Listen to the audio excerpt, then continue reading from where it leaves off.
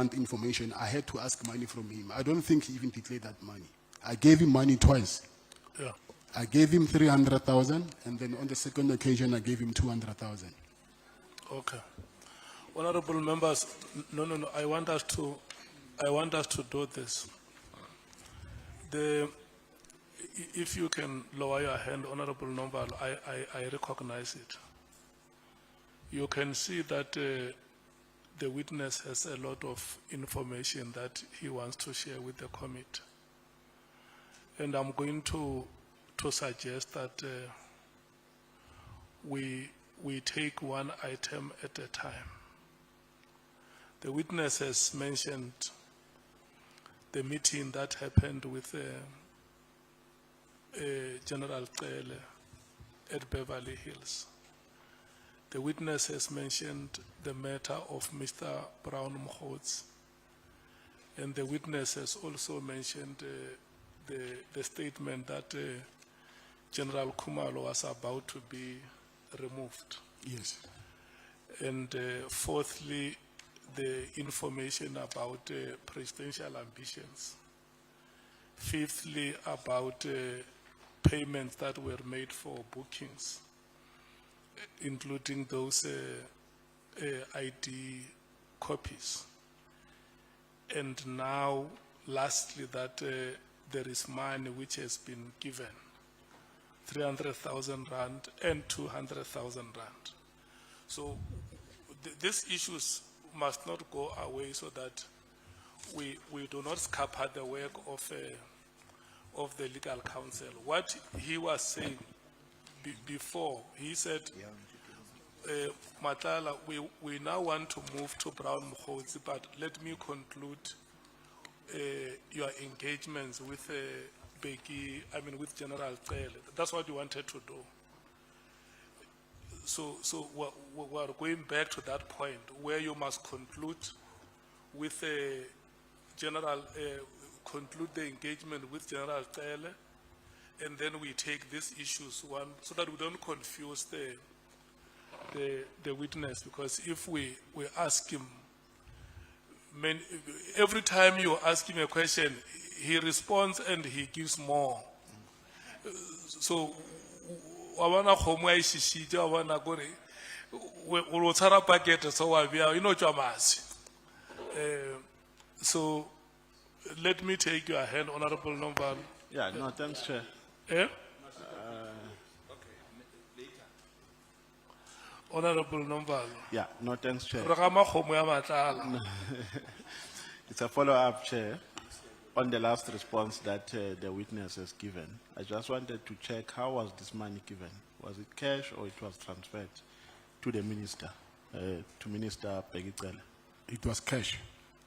It was cash? Yes. Both of it was cash? Yes. Okay, thank you. Honorable Skosana. My follow-up question will be, if I heard you very well, you said that you send your bodyguard, there was a wedding somewhere else, you send your bodyguards, am I right? Yes. Yes. Yeah. Now, I know you haven't mentioned this, but was it the day when he slept at your penthouse? No. Or it was just on your normal conversation with him? Yeah, that day they fetched him in Senten Hotel. Thank you, Chair. Honorable Cameron. Thank you, Chair.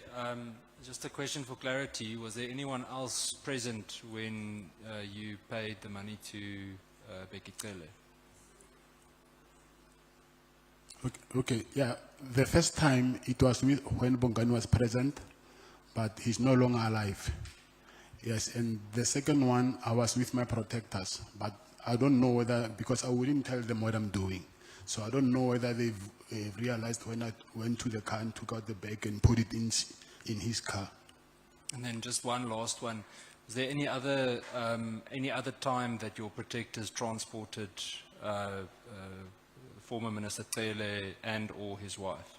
Yes, they took him to a wedding in Malda's Drift, some place called Malda's Drift. Okay, thank you. Thanks, Chair. Okay. I want to note hence. Honorable Ngola, Honorable Chief Whip, Honorable Sokanyile, Honorable Shongwe, Honorable Matthews, Honorable James, Honorable Mwango. Thank you very much, Chair. No, Mina, I just want to know the delivery venues in both the installments. The first installment, the second installment, and did it happen at the Bevel? Because it looks like it's one of the most important meetings you had. Was the delivery there? When was the other delivery and stuff? Just that from me, Chair. Thank you very much. Okay, the first payment was here in Pretoria, in my at my penthouse. And the second payment was at Beverly Hills, but not on that day when I first met him. It was this year. I think I've met him a couple of times after the first meeting. So I don't remember, maybe it was around March, but I'm not sure of the date.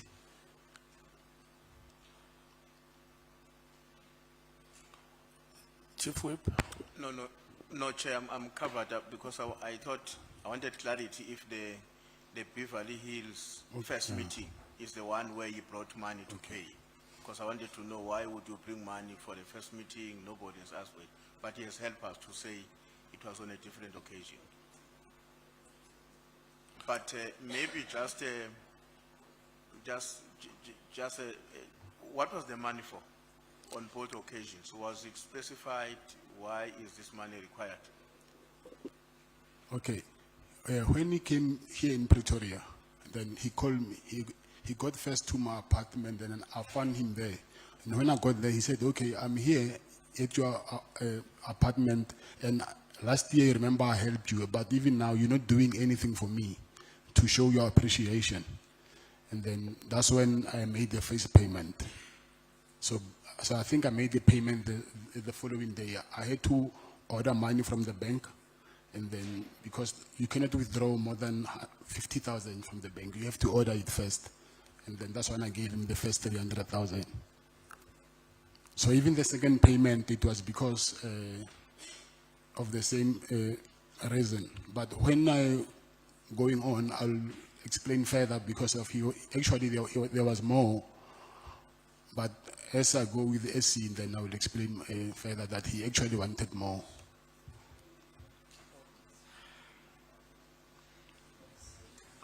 Yeah, I wanted to warn you against running ahead of the witness. But if you insist on asking questions, I can't stop you. Yeah.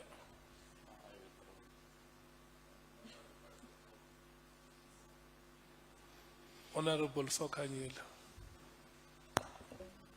No, I wanted to check, Chairperson, with Mr. Matlala, did he meet former Minister Bekicele at Zimbabwe? What were they discussing on that? Or were there exchange of monies even in that, the meeting of Zimbabwe? Is it the correct person? Yes, at Zimbabwe, that's when he said to me he wanted to introduce me to General Mkonazi.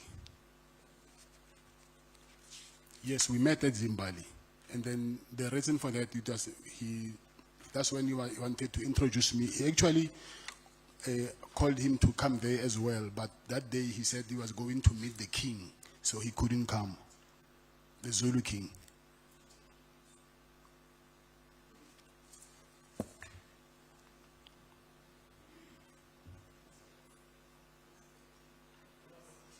Somewhere.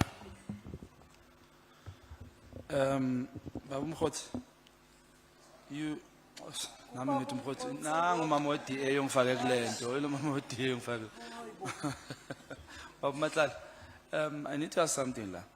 Actually, there's something you said, Mova, when you said the reason you are here is because you were failed by either a state or somebody. Is there maybe a chance you saying this to get back at Ubabutela? Is he the one maybe or failure so that you do you understand? No, I don't understand. When you say the reason you are here is because the state failed you or somebody failed you, do you mean you said something Kubabutele asking for protection? Is he the one who failed you? And my second question would be, how many times have you met Ubabutele? And in those many times you've met him, Gaile something Okchawa or it was only these 2 times? Okay, for me to answer that question, it means that now I have to go further and then, but we'll need to go back again because of, I will leave other things behind. But let me just answer this for you. For me to say that I've been, he failed me, because the last time when I stopped calling his calls, taking his calls, I remember it was the day when there was a big soccer match between Pirates and Kaizer Chiefs in KZN. He called me, said I must come there. His wife and his car, he's got problems with his wife's car and his car. So he really needed money. And I drove to Durban. And when I got there to Durban, I just decided that this thing will never stop of this guy always asking me money. And then something said to me, hey, let me just stop taking these guys' calls. If you can check on that day, I received more than 20 missed calls from him. I just decided stop taking his calls. It was on Friday. And then the next week, Wednesday, that's when I got arrested. So, but I think you'll understand more when we go back again to what led me to that arrest. Okay, so you've met him more than 2 times, that's what you're saying? Yes. And all this time you've met him, boom guy or something? No, I only gave him money twice. Twice? Yeah, Okay, no sharp. yeah. Honorable Cameron.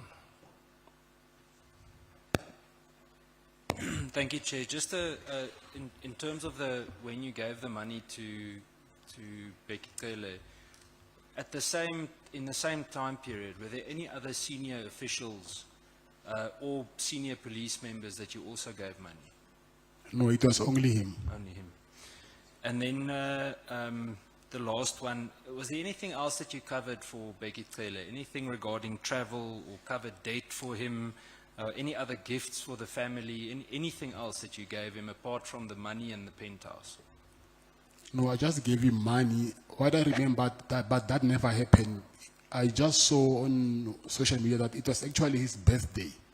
And then I wanted to buy him a suit, but I couldn't get it on time. So, but that thing, I never did. But it was only a suit that I was supposed to buy for him, but I didn't. But that was supposed to be a gift. He didn't ask for it. Thank you, Chair. Honorable James. Thank you, Chair. Mr. Matlala, please explain to us how these acquaintances that you've just met recently knew that you had all of this money. Knew that I had money. Yes. Who? Mr.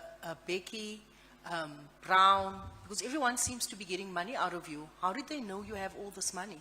It's the contract. That was public knowledge. Oh, okay. Thank you.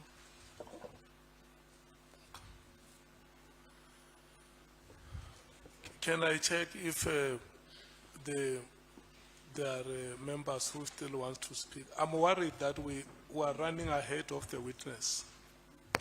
That is my greatest worry. And if we were to allow the SC to lead evidence, you can agree with me on some of the questions you ask here are not follow-up questions, because the witness has never mentioned anything about some of the questions you are asking.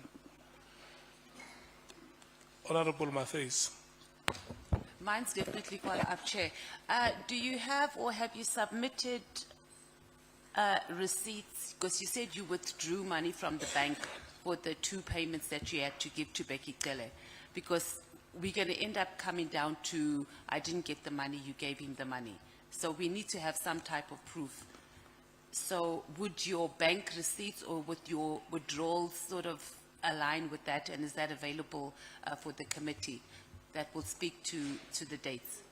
Yes, but I don't have access to my bank yeah. to my banking app now. But the police have my bank. They have my bank statements. But it's, So maybe it's if you can, there. yeah. So for both payments, you withdrew money and it will Oh, reflect. yes, yes. It will reflect on there. And then, Chair, we mustn't lose it because we were busy on the issue of the apartment, and I'm scared that senior counsel, that we don't miss that.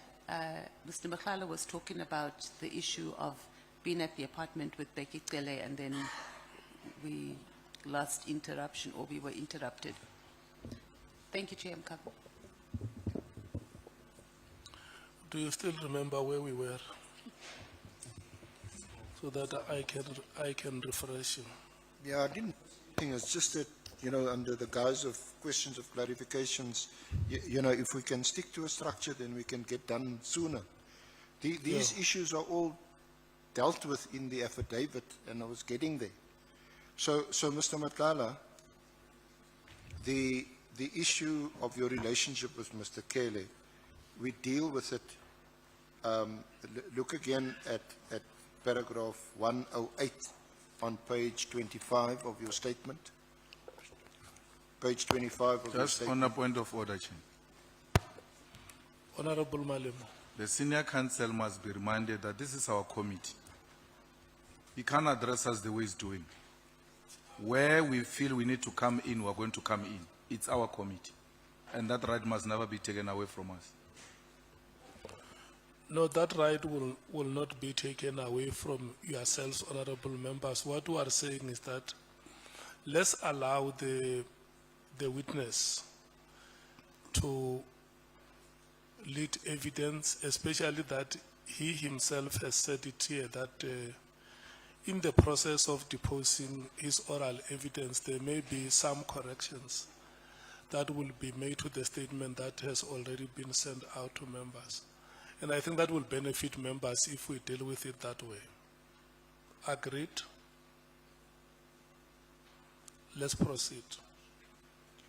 Mr. Matlala, I referred you to page 25, paragraph 108 of your statement. Page what? Page No, 25, Paragraph paragraph 108. 108. 108. Okay.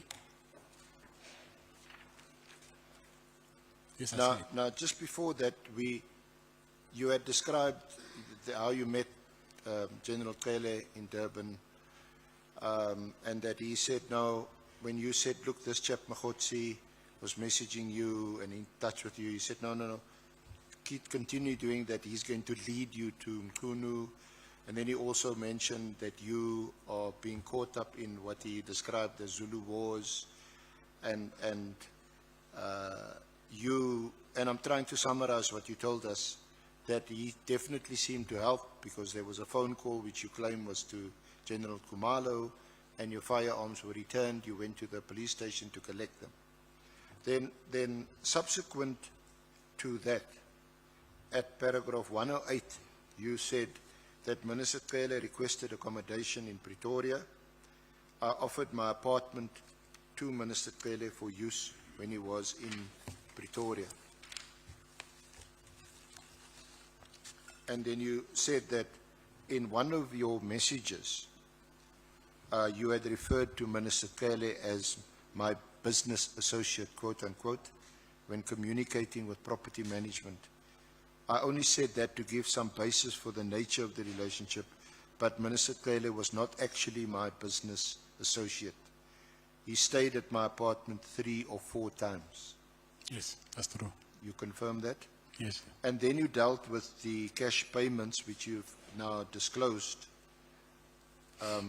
You said, I made an initial payment of 300,000 in cash to former Minister Cele at my residence in Pretoria around January. Is that January 2025? Yes. I handed over the money while he was inside my apartment. This was after he told me they needed gratification, which he called a quote-unquote facilitation fee, related to his role in returning my firearms and stopping the harassment. He also implied that he was not acting alone, which explained why a large sum of money was required. Yes, So that's the first payment. yes, that's correct. And that was in your apartment here in Pretoria. Yes, that's correct. Then you say you made a second cash payment around about March 2025 at the Beverly Hills Hotel. Yes, The purpose of the payments, from your perspective, you say, was to acknowledge my belief that Minister Tlele had, quote-unquote, control over the police and had effectively stopped the harassment. no, that is not true. So this statement, remember, I was supposed to go through it and correct some of the things. So you want that part deleted? Yes, because he was the one who asked me for money, not that I was acknowledging that he has power in the police. So we'll make a note of that. But what did in fact, according to you anyway, what was in fact the case was that when you withdrew your court application against the police, the harassment did stop and your firearms were returned. Yes, that's true. So certainly at that point you thought he was value for money. No, I'm saying he asked me for money and then he reminded me of what he did for me, and that's why I offered him the money. I'm not saying I felt like I need to pay him because of what he did. And then you say he later contacted you for more money, citing issues with his and his wife's cars. Eventually started to see. So I think in answer to one of the honourable member's questions, you spoke about these cars, and it was at a big game at Moses Mabhida. Is it the Chiefs Pirates game? Yes. So you remember very clearly that incident. Yes, yes, I remember because of that game, yes.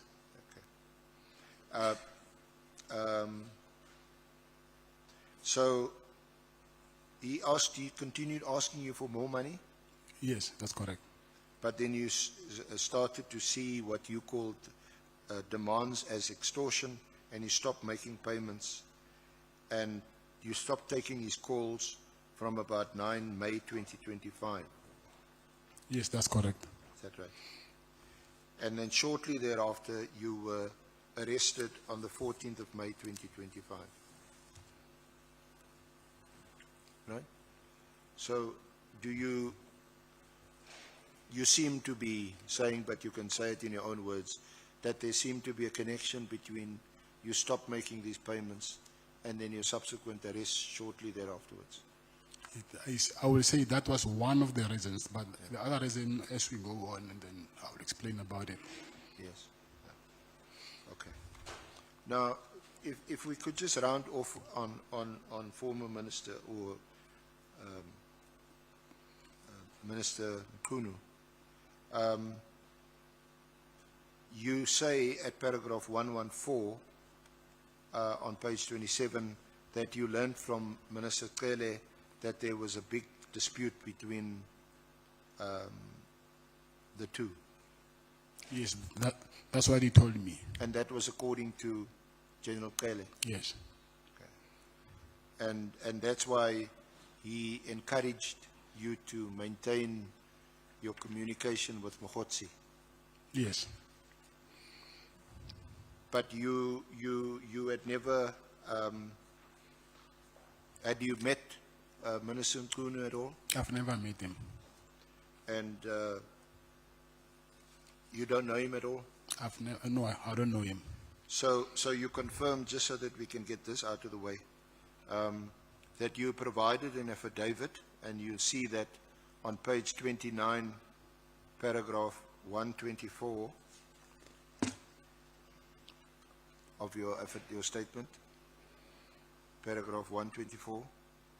Yes, I see it. I confirm that I provided an affidavit stating I have never met Minister Mkhunu. This affidavit was prepared after Mkhunu's lawyers contacted my lawyer to ask whether I knew the minister. I stated I did not know Minister Mkhunu. They asked whether I was willing to depose to an affidavit to that effect. I said I was. This is how I came to depose to the affidavit. that was provided to the minister, and you attach the affidavit at VM5. Yes, And, that's true. and that appears to be the same affidavit that the minister had presented to this committee when he gave evidence. So you confirm that? Yes, I confirm that.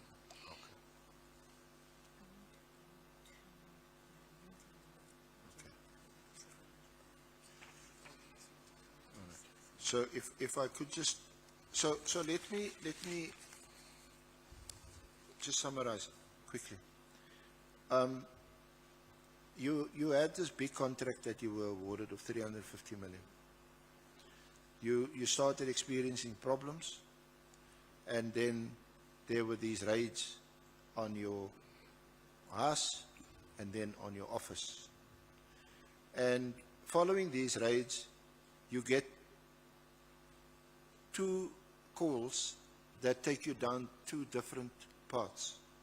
The one is from a guy called Brown Mkonazi, and the other one is from a guy called Mpungosi from KZN. Mkonazi appears to, well, or so he claims, that he was in the minister's office, and that's that path. And that's all about Nkunu and January the 8th and all that. And also extracting, or rather extorting, money out of you. And I think you mentioned a figure of around about 200,000. Maybe not in one payment, but in different payments. Then the other one is Mpongosi, that leads you to General Mkonazi. Yes. That's the. So is that a fair summary of where we are now? Is that your troubles, your woes, lead you down these 2 different paths, and both of them cause you to spend money? Yes, I agree. Now, can we go to page 30 and then, are you there at paragraph 126?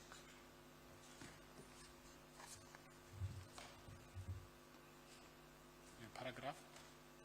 Sorry, you said paragraph what? 126? It's page 30, paragraph 126. Yes, I'm here.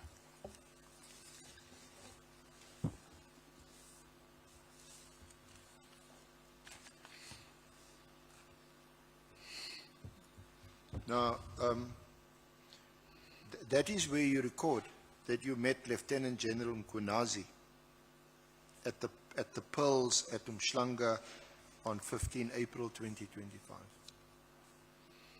What's the Pearls? Is that an hotel or an apartment? What The palace is an apartment building, yeah. Yeah, It's apartment. an apartment building. Yes. And you say that Minister Cele had arranged for you to meet him. Yes. And you say this was the result of my interaction with Minister Cele regarding issues with my SEPS contract. Yes. So this again takes us back to this contract issue. Yes. And you then say Minister Cele advised you that he knew Lieutenant, the spelling, is it Nkoa?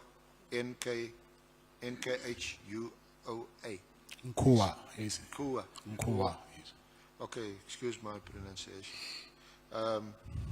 And then you say, but the person who was very close to her was Lieutenant General Mkonazi. And then you say, before we proceeded to the meeting, I contacted General Sinona, who is the head of the Hawks at KZN, as you were not comfortable to meet General Mkonazi alone. Yes. So can you just elaborate on this, and did you meet, and what was the purpose of the meeting, and what happened at the meeting? Okay. I'll go back a little bit so that we can understand how did I get to end up meeting Mr. Mkonazi. When I was with Mr. Cele, and then because he kept on asking me for money, And then I told him that, listen, SAPS is not paying me in time. And then also, I don't even get enough purchase orders. So I'm not making a lot of money, though the contract is there, but I'm not making that money that you guys assume that I'm making. And then I told him that the person who's in charge of this contract, I think I'll say the custodian of this contract is Lieutenant General Mkonazi. And then he said, yes, I know about your problem, but I think the best person that you need to talk to is General Mkonazi, because he's more closer than General Mkonazi than I am. So that's when then he arranged that meeting. So when I met with General Mkonazi, he said to me, yes, I hear about your problem that you're having, so that that they don't give you guys enough work. They just send work in drips and drabs so that they don't breach their contract. But actually, if it was according to them, they wouldn't send any purchase orders at all. They just send small purchase orders so that they can just keep you entertained. So, but they're saying actually what they want to do is cancel this contract. So, and he said to me, they actually met. He said there was a police summit in somewhere in Emperor's Palace, and he's saying during that summit, after the summit, I think he said to me, General Mkonazi asked National Commissioner Fani Masemola that when are they actually cancelling my contract, and Fani Masemola said that this is what I heard from General Mkonazi. Fani Masemola said that, listen, I spoke with the minister. Remember last year, December, he gave a directive that we must cancel this contract. But now I asked him that can I continue? And then it looks like he is backing down now. So National Commissioner Masemola, according to Mkonazi, he said, I suspect that this Mkunu is working with Sibia now, and then he no longer want to cancel the contract because I suspect that they will send this guy, meaning me, to come and kill me, and then they must put General Sibia as the National Commissioner. And Mkonazi said to me that, I said to National Commissioner that, Commissioner, if you think that your life is in danger, just say the word. I will take care of this cat. Then I asked him, what did you mean when you say that he must just say a word and then you will take care of me? And he told me that there is only one way that I can take care of you permanently. But he didn't say it in like kill you, but he just said to me that there is only one way that I can take care of you permanently. And I said, but what was the reason for that? Because he told me that they suspect that why will suddenly the minister decide not to cancel the contract anymore? But before that, he was the one actually who said we must cancel this contract. So he said to me, he told Fadima Samola that he will call the commander of special force and then they must give him a armored car from now on, because his life is in danger. And he was saying all these things to show me that General Mkonazi was pushing for this contract to be cancelled. And then he said to me, Faira, that she's doing this because she was working with the previous service provider, and then they were giving her a lot of money. That's why she could afford to buy properties and convert them into B&Bs. And he even gave me one address of her properties, which I wrote it down later. And then when I came back to Pretoria, I went there actually to check the property, and then I even took a street number and pictures of that property that he said is one of the properties that she owns, and there's no way that she can afford such properties with a salary from SAPS. So now, if you want her to come and work with you, are you going to offer her the same incentives that Metropolitan was offering her? Then I knew that I was in deep trouble than I thought I was. Because of now, he was saying, there is no way a woman like a general like her that she will just dump people who were offering so much money and come work with you. It's either when I tell her that she must come work with you, then you will continue doing what these people they were doing to her. And then, but he said, there's conditions though. I also want you to do something for me. And I asked him, what is it? He said, there is a case opened against him from IPID, in IPID. So he said there's a guy that they tortured, and the guy that they tortured opened a case against them, and then I must convince, because the guy stays, I also have a house in Midstream. So he said, because you stay in Midstream, I'll tell you the name of the guy and check if you know the guy. And I said, tell me, and then our Midstream is not that big. Maybe I might know the guy. And he told me the name of the guy, and I told him, actually, this guy, his son goes to the same school as my son.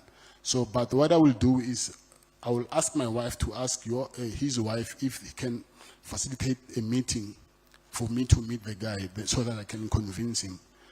And he said, I must tell the guy that, listen, he must drop the charges against him, and also he must add that the people who actually compelled him to lay charges against him is Minister Mkunu and General Sibia. However, I couldn't get the guy and convince him to do what he wanted to do. And I thought maybe that was one of the reasons also that maybe I got arrested, because I didn't deliver what I promised him. So that was the purpose of my meeting with him there in the Pels.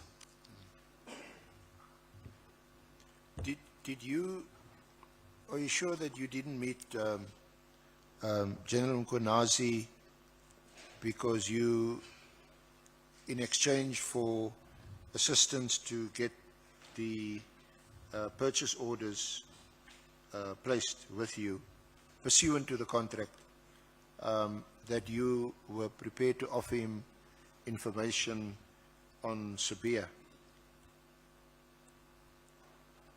I don't follow your question. I said, are you sure that the purpose of this meeting with General Mkonazi was not that he would have been prepared to speak to the head of HR to place orders on the contract which was then awarded to you? It hadn't been cancelled yet. But it would be in exchange for information about Sabia. So if I get this right, you're saying the purpose of my meeting was for me to give General Mkonazi information about Sibia. Yes, I'm asking you if that was not the purpose of the meeting. Then he's the one who arranged the meeting. Then how did he know that I want to give him information about Sibia? Because he's the one who arranged the meeting, not the other way around. So what are you saying, that did he request the meeting? No, I'm saying Begitgal arranged the meeting with him, and then he said it, and then he accepted, and then he said to me, he needs help about what I just told you, and then he mentioned obviously that he wants information about Sibia, but I told him that Sibia, I don't know him to that level that I can get next to him and get information. Not even Sibia only, even the minister. And then that's when he said, rather ask these people to, this person to withdraw the charges against me, and then tell him that he must say he was forced to open the charge against him because Minister Mkunu and Sibia asked him to open charges against him. So,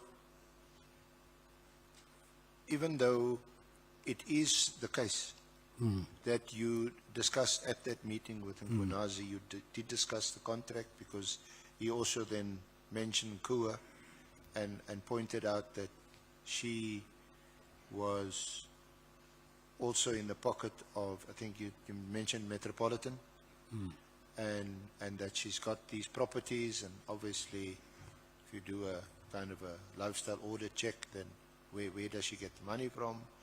And but he didn't offer to help you. You say that he said she was the quote unquote stumbling block for your contract. So did that also in fact happen at the meeting? Yes. But you say that, and according to your statement, that the true reason was actually in relation to this chap, Nangi,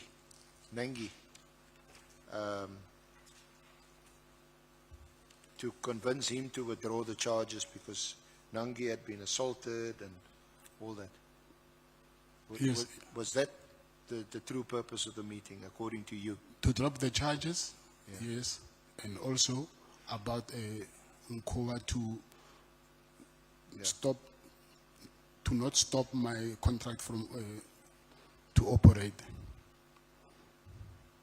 Do you know, or did you know General Sonona, the head of the Hawks KZN? Yes, I know him very well. Very well. Yes, So for how long you know him? I'll say maybe 7 years, or 6 or 7 years. –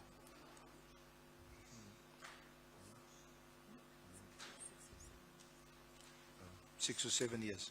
I'm not sure. Yeah, I'm just I'm taking a wild guess. And what, have you got some kind of a relationship that you know him for 6, 7 years? A relationship? Yeah. Yes, I do have a relationship with him. What's the nature of that relationship? He's like a big brother to me. And he actually married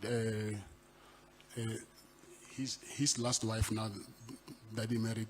She's my cousin. No, not a cousin, but we share the same surname. So I'm not related to her, but You're going to end up saying I'm your cousin. yeah, but you are.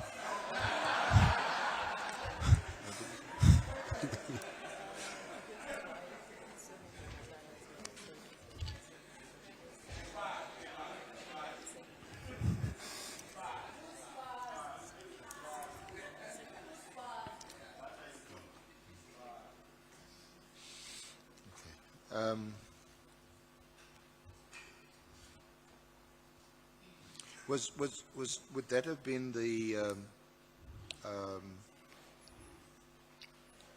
and you say that, did you offer to speak to Nangi because your kids are at the same school? Yes, I did. And what was the outcome of that discussion? He told me that it was not only him alone who were tortured. It was him and his brother-in-law and some other guy. I don't know the name. And he said, as a result, his brother couldn't speak anymore. He lost his voice. So he don't think that these people will ever agree to drop charges against General Mkonazi. Yeah, you mentioned at paragraph 134, 133 on page 32, where you say, I met up with Mr. Nangi as instructed by Lieutenant General Mkonazi, and he tried to convince him, and you tried to convince him to withdraw the charges. Nangi advised that he was not alone in the matter, and that his brother-in-law can't even speak as a result of the torture. Yes, that's true. He advised that he was not willing to withdraw the matter, and I believe he has even sued Lieutenant General Mkonazi for 10 million rand. Yes, that's true. Is that just what you heard? You didn't see What? any papers, any summons? I checked after he said that I think if you can check on Google also, you can see it. But I just saw it after when he told me. And then you say you did communicate Nangi's reluctance to Lieutenant General Mkonazi via General Sonona. Can you repeat that, please? You say in the draft statement, I communicated Nangi's reluctance to Lieutenant General Mkonazi via yes. General Sonona. Yes, yes. How did you do that? I called him. You called Sonona Yes, to tell yes, Mkonazi yes, that you've spoken to Nangi, yes, and he's not prepared to withdraw. yes. And again, as a result of that, you say you suspect that this was one of the reasons why you were later arrested and charged. Yes. Then you go on to say that I was already under immense pressure from my contract issues and police harassment. I did start giving Brown Mkonazi money because Minister Cele advised me to keep on entertaining him. And this also added to my financial strain. However, you reached a point where you just decided, no, this thing will end anyway. I couldn't keep giving these people money. Then you say you eventually stopped taking calls and giving money to Minister Cele and others involved. This decision came on a Friday. The very next week, on a Wednesday, you were arrested and charged with the attempted murder of your ex-girlfriend. I believe my arrest was a direct consequence of my decision to stop cooperating with their demands for money and my refusal to continue what I saw as their extortionate schemes. Yes, I agree. Do you want to add anything to that? What page are you on? Sorry? What page are you on now? That was on page 32, and I was reading you from paragraph 135, 136. Okay, it's fine. Do you want to, do you confirm that, or do you want to add anything further? Yes, I'll confirm, but I'll add later when I'm with my legal team. I confirm what is here, but I'm saying when I'm with them, and then we'll see what to add. Because some of the things, they just pop up when I start speaking about them.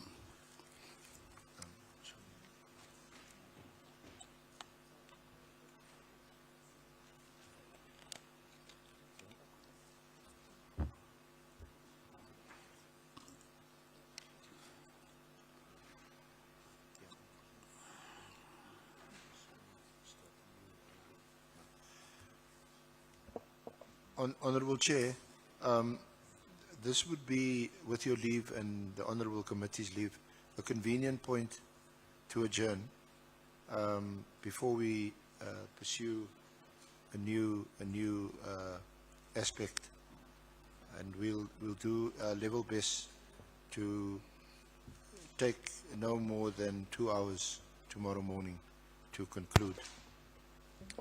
You want to adjourn now? Sorry, Chair. You want to adjourn now? To adjourn now, yes. Matlala was ashishicha. You still want to give more? No. I don't know. What time is it? It's quarter to 5. Okay. Yeah, I think we can adjourn. And then tomorrow we start at 10. At 10. I don't know. I'll discuss. I don't know what time they'll be here. I need to talk to them first. I need to talk to my legal team first and ask what time will they be here tomorrow. Because Yeah. I would love that before we start, then at least I can get a brief from them. And Yeah, they requested 10 o'clock to us. to start at 10. Okay, then it's okay. Meaning they'll be here much earlier, I assume. Yeah, Oh. yeah. Yeah, can I check, we are going to adjourn. Are the members who may want to ask anything, but we must do all this before 5. Honorable Nomvalo and Honorable Skosano. Yeah, thank you very much, Chair. No, Chair, I just want to check with the SC advocate, Arenze, if he has arranged with the lawyers of the witness in relation to the statement, the correct statement, because the witness before us has been making an indication that there are some errors that he needs to correct in the statement. 2, like we said earlier, we're not comfortable with cross-questioning a witness. I mean, cross-questioning a witness based on a statement which he says has errors, because we turned away Kabinde here because he considered to the fact that the statement he had errors was dumpsacked. So we want to get confirmation so that Chair, and we want to persuade attorneys of the witness to quickly finish and send the statement at least tonight, so that when we prepare relying on a correct statement, not on this statement. So I don't know if he has made that arrangement, the senior counsel. If he has not, then we persuade him to do so. Yeah.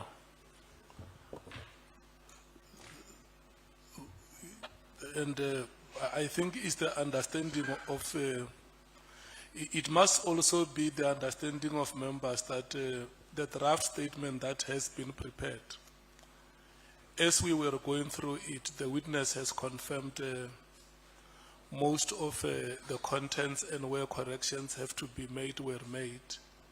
So now we are left with about less than 10 pages of the statement. So what you are suggesting, it should be easier for them to finish that part, because most part of the statement has been presented. Where the witness wanted to add more information, it was added. Where corrections have to be made, those corrections were made. And if there is any other thing that they additional, it can still be said tomorrow in the earlier part of the morning. Honorable Skosan. Thank you, Chair. I just wanted to, through you, Chair, to ask the witness as well, hence the issue that some of the things are being corrected. Are you comfortable, Mkoni, with the submission which your lawyers have drafted for you? Yes, I'm comfortable. So there's no ambiguity. I mean, I'm No, saying they didn't draft this for me. Yes. Remember, I said we had a consultation with the, With the evidence, legal with the team. evidence leaders and with them as well. So this is the draft that we had received from the evidence leaders, but I got it from my attorneys. So some of the things here, like I said, needs to be corrected, but it's not like it's completely wrong. It's just small things which I think by today they will be corrected. Siyabonga. Thank you so much if that's the case. Thank you. SC. Chair, I've just been in a WhatsApp exchange with Mr. Forbey, Mr. Matlala's attorney, and we will continue to engage throughout the evening to get the statement finalized. In fact, I was just conferring with Ms. Zigelala that the two errors, so-called, that were pointed out by Mr. Malala were actually inserted by them overnight. And obviously there could have been a miscommunication between him and Mr. Forbey, and one can understand that given his circumstances, and they must correct it overnight. And I've urged Mr. Forbey to get the statement finalized and to have it signed and commissioned before we start tomorrow at 10. Okay. Thank you, Chair. Mkoni, are you satisfied with today's proceedings? No, I'm satisfied. And the corrections that you have made, you are also satisfied with them? Yes, I'm satisfied. And you also understand that we give you an opportunity that tomorrow, if you may want to make further corrections, that is allowed. Okay, thank you. Okay. So that is it, honorable members. A larger part of the statement has been presented. Corrections have been made. The remaining part, the witness accepts that if there are corrections that will have to be made, they would be made. So you have the statement, honorable members. We will allow the legal team together with the witness and his team to finalize all the details. We are here tomorrow at 10 o'clock. And we must apologize, Mr. Matlala, that we have invited the members of the media. We have informed them that we will afford them an opportunity when you are seated to take you proper pictures. So they ambushed you and took stolen pictures. So, but we have informed them that the pictures that they have taken without the authorization of the chair were taken stealthily. So the only pictures we recognize are those that they took when the chairperson requested them to come and take them. Thank you so much. This brings us to the end of today's proceedings. Good luck, Mkoni. Let's meet tomorrow. Okay, thank you.